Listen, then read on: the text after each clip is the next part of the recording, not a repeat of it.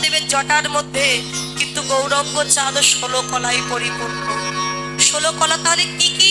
যেটা আমার গৌরাঙ্গ চাঁদ। তত্ত্বদর্শী বললেন অষ্ট সিদ্ধি, মণিমা, লঘিমা, মহিমা, প্রাপ্তি, প্রাকাম্য, ঈশিতা, বসিতা, কর্ম বসায়িতা, হচ্ছে অষ্ট সিদ্ধি।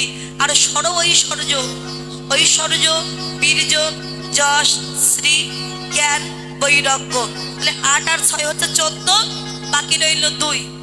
এক কলায় নবদ্বীপের মাঝে তিনি গৌরূপে হলে নবতীর্ণ, হচ্ছে 15 কলা।